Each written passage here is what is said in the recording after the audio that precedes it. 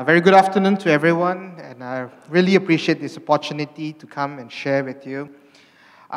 Just to take off from where Ken Ming has talked, I guess my presentation will be more on the practical aspects of what we can do. But before I go into that, let's start off with a bit of background of the state and local government. So understanding our federal, state, and local government, basically, all of this is derived from our federal constitution. Our local government, I think you guys know, right? Our local government will be like DBKL, MPSJ, MPPJ, and so on. Basically, our local government derives its powers from the parliament, not the state government, actually. And the local government's main powers comes from the Local Government Act, the Town and Country Planning Act, and the Street Drainage and Building Act. So the framework in which MPPJ works, the framework which MPSJ works, just maybe to get a bit of background, how many of y'all are from PJ? That's half. From KL? Okay, about half. So KL and PJ have slightly different ways of going about it because KL doesn't have a state government, all right? And the state government has been given a role in these three acts to govern the local council. So where does the state come in? I was asked to maybe go into a bit into a relationship between the state government and the local government. The state government comes in the appointment of the mayor and the councillors.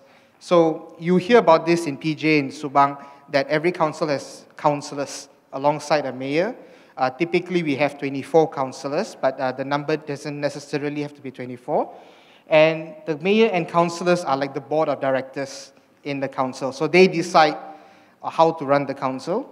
The state government also appoints the council secretary. So he's the head civil servant in every council, and all the departments will come under the council secretary. The state government also approves the local government budgets.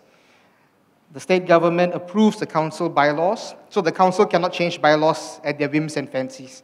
Let's say they want to increase parking from 60 cents to 1 ringgit an hour. They have to amend the parking bylaws. You need state government consent for that. And the state government can give local government direction from time to time. So, for example, direction to say all cyber cafes must close at midnight. So local government will then have to take the cue from the state and say, okay, we can regulate other aspects which the state government has been silent on, but when the state government has given direction, then the local government will have to take their cue from there.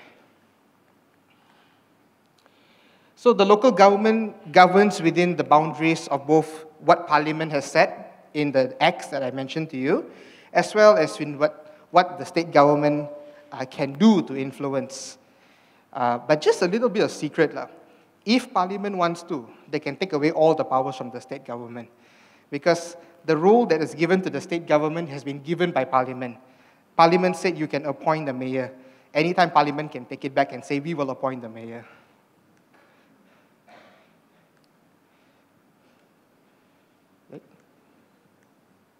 It's not moving anymore.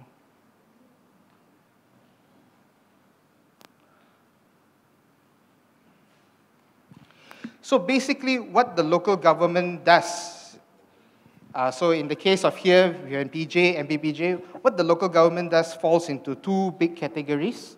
The first one is governing. They are the regulator for a number of areas as provided for by Parliament, which is town planning. So whether you can build 50 stories, 10 stories, whether you can build a shop, a factory, or a house, town planning is governed by the local government. Building control, minimum height for ceilings and whatnot, these are the local level. Business licenses, the use of public space. So the rules of using your parks. A public space is any piece of land that is not owned by private party. So, the roads, parks, and so on. So how you can use it, when you can do pasar malams, whether you can do a wedding in the park or not, whether you can bring your dog for a walk in the park or not. This is all at the local government's hands. All right, environmental health, like your restaurant hygiene, your house hygiene, whether you're breeding dengue mosquitoes or not, this is within their power to check and to enforce and to govern. Local government also provides services, all right? So services such as garbage collection, probably the most famous one, all right?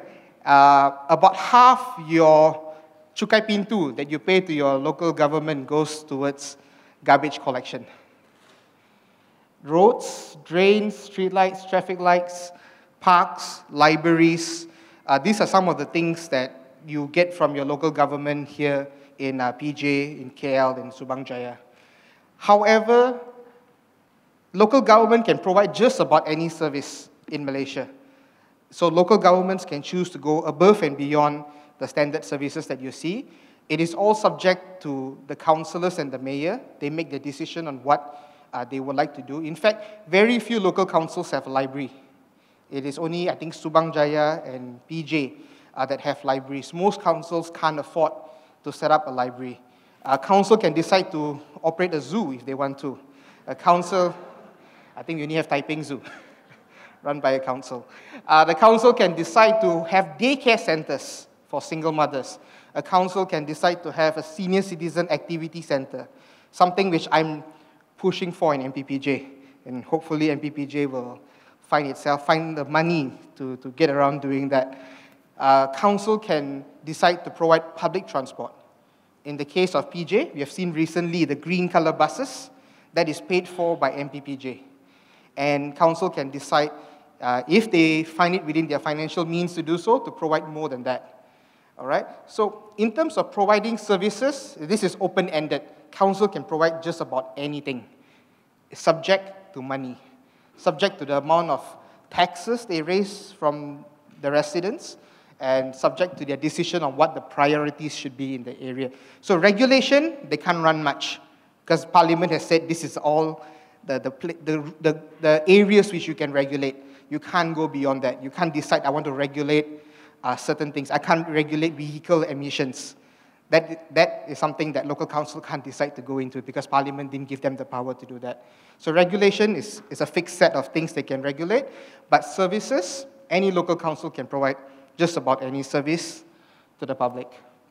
So, opportunities for citizen participation.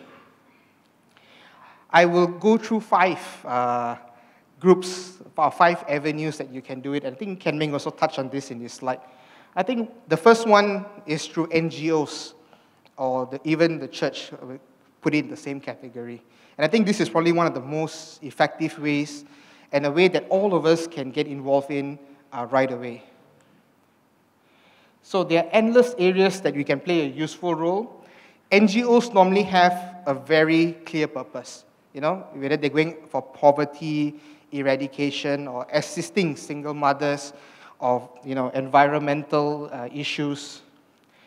Sometimes NGOs take upon themselves the burden to be like, if I go into an NGO for the environment, it is my job to do everything to save the environment.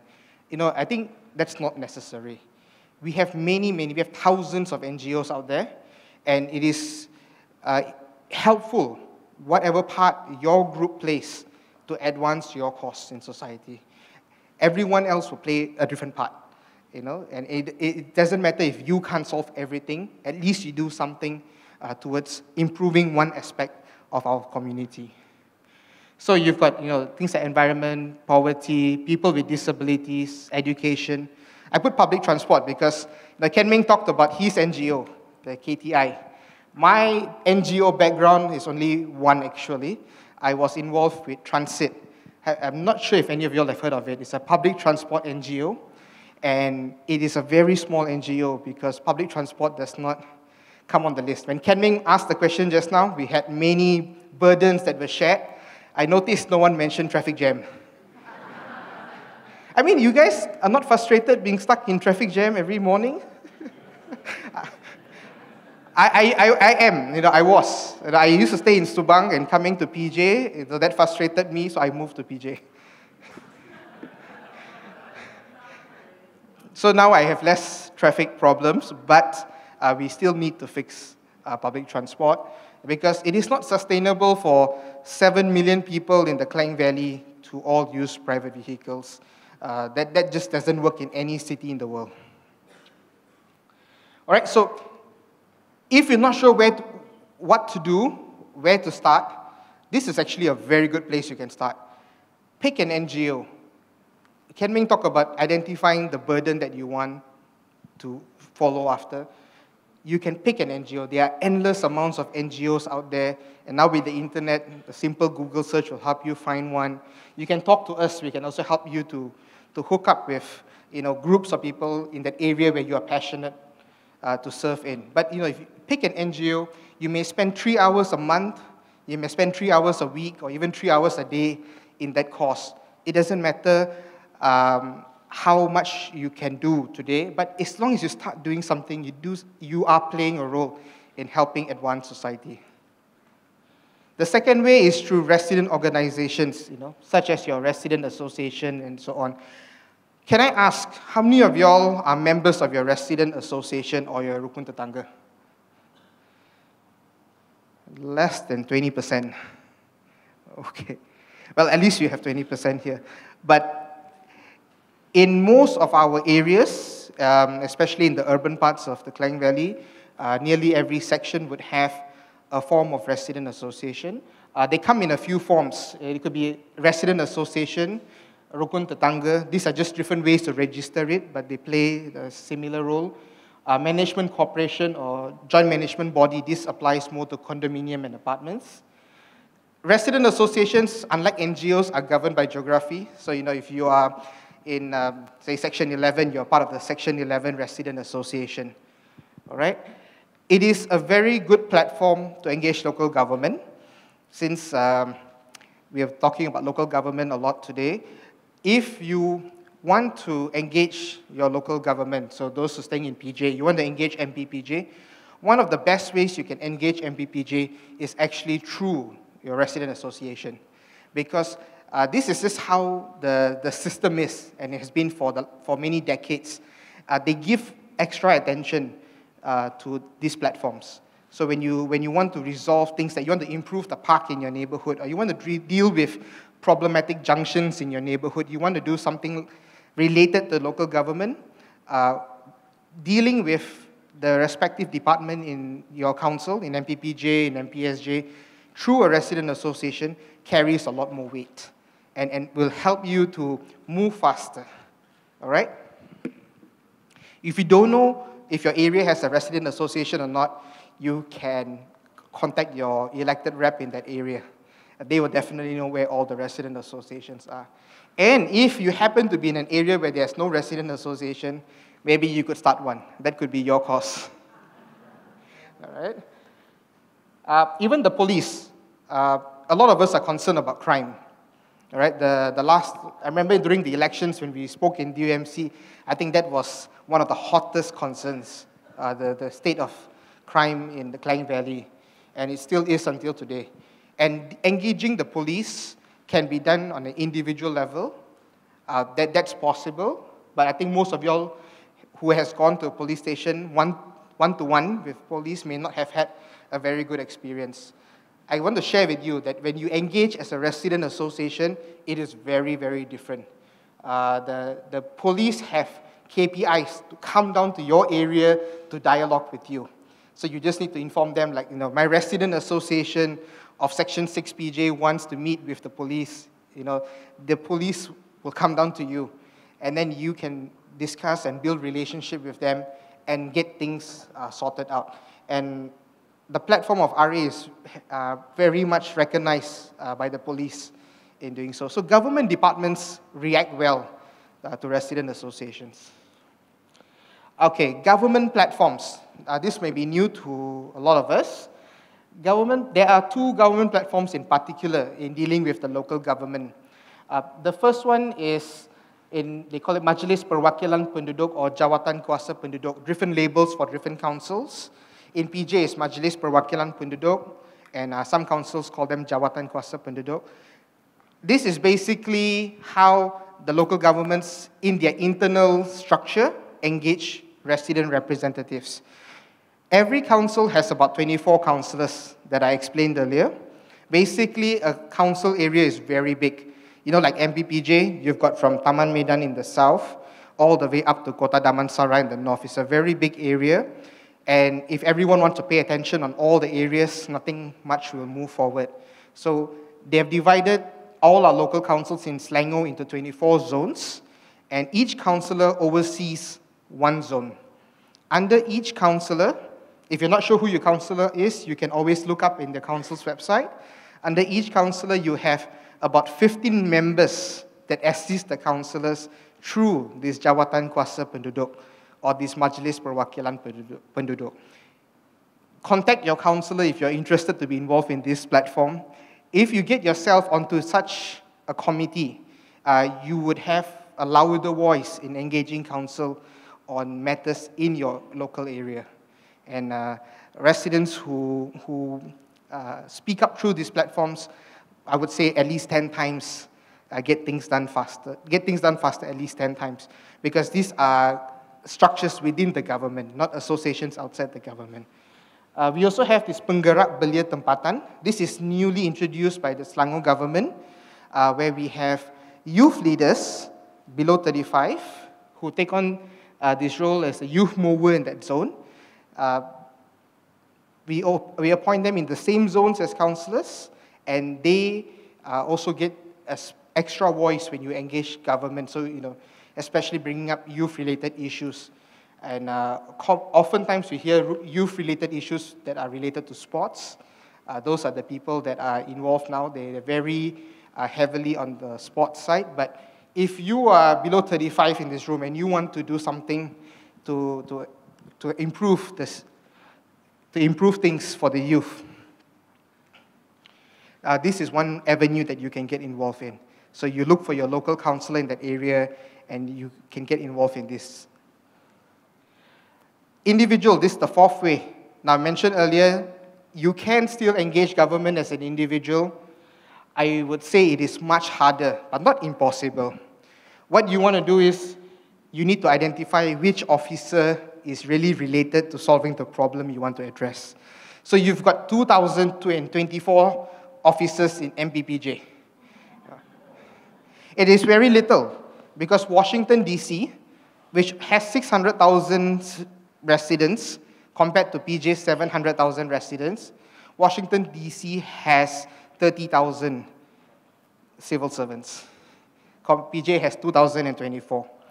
So, in perspective, PJ is not that big, but still, finding which person is in charge of let's say, the Padang in my area, and I wanted to engage this person on improving the Padang in that area, may require a bit of legwork, and the process may be a bit slower, but it is still possible. Let's say if you find yourself alone, none of your neighbors want to be involved in a resident association, you can still go ahead yourself. So the trick is to find the right person to talk to. A lot of times we get frustrated because we end up talking to the wrong person. The person who is not, maybe he may be involved in the landscaping department, but he takes care of Ara Damansara. So you tell him about your problems here in SS2. He listens very patiently, but he may not be the one to take action on it. So the fifth way is a little bit more controversial: political parties. All right. Now, I will speak more generally, although I'm from DAP. This is more in general for any political party. Basically, political parties are the ones that ultimately govern local government. All right. As much as they govern state and federal governments, they also govern the local government. And parties in Malaysia basically go through the same structure. You've got the national party, which we are all very familiar with, all the national leaders from each party. You've got the state level. You've got the division level, which is the collection of branches within an area, and ultimately the branch level. A branch level may be big or small. Maybe like SS2 may have a branch. Maybe Section 14, PJ may have a branch. And the leaders are all members of certain branches. Being a member of that branch gives you an avenue to engage that leader. I can think of one example of the petrol station issues in Selangor with regards to licensing that is being advanced because a petrol station owner is within the circles. All right? Now, we're just not talking about lobbying for personal contracts. That just doesn't fly in DAP. So if you want to join to say you want to get personal contracts, that's not the way to move. But your councillors are all members of a branch. By being a member of a political party, it gives you an extra avenue to engage them, to discuss with them policy, to discuss with them ideas of how you can move things. The second thing is that the leaders of a party reflect the membership. Because every party goes through party elections. You see party elections at the national level in newspaper. The most recent one was PAS, how Hadi and his team won the whole elections, they clean swept everything, and all the moderates were kicked out. That is a reflection of the sentiment of all the past members at that time. And how it would apply to every other party is the same. The leaders that you say, now there was one gentleman somewhere at the back that mentioned the state of our opposition. Are we ready to govern this country? You know what? The opposition leaders are reflective of the members. If you are a member of a political party, you have a say in determining who becomes the leaders of that party and who ultimately will form the government. So this is one way. It is not saying that this is the only way, but this is one way where you can be a part of bringing about change. All right? So through different parties have a different election system, so we don't go into the methodologies of that today, but basically they elect the state and the national leaders. The political nomination, how does the party choose who would become councillors? How does the party choose who stands for elections as member of parliament and state government is also very much through the party system. If you are inside, you have a greater say in suggesting, in influencing decisions on this. All right, so that's some ideas of how you can get involved, and I'll be very happy to take questions later on this. Let's give a hand to